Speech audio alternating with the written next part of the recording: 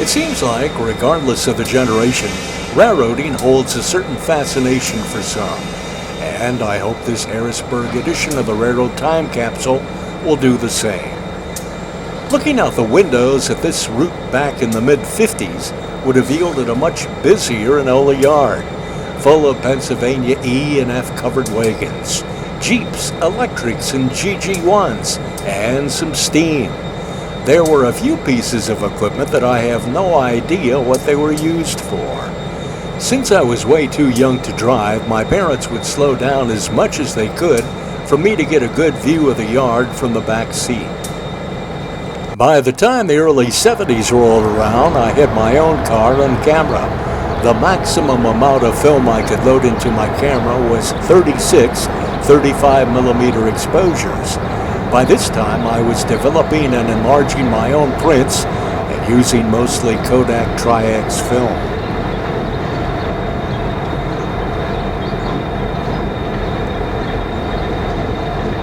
The yard was huge back then, and in this frame, just peeking out to the right, the GG1, the only one I saw that day.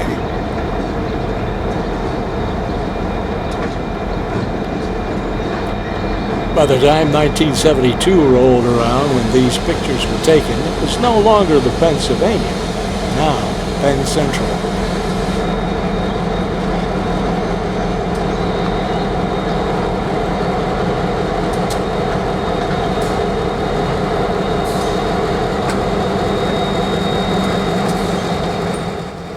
A 1972 picture of the Rockville Bridge.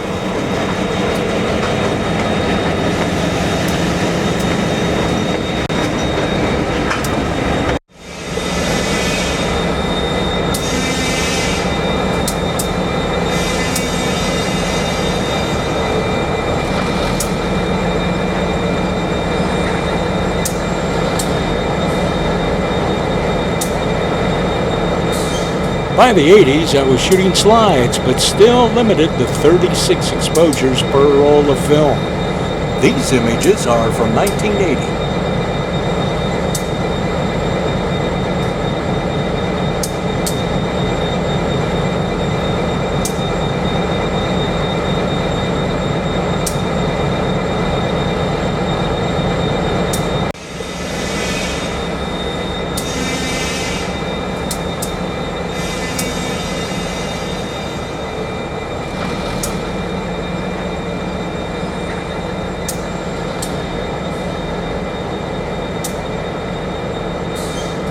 Thanks to Harrisburg and Pennsylvania rail fans' websites, I was able to locate a great bridge over the tracks.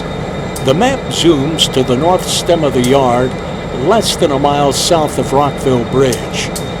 As you can see, the bridge over the tracks has sidewalks on both sides and areas in the chain link fence open for photography.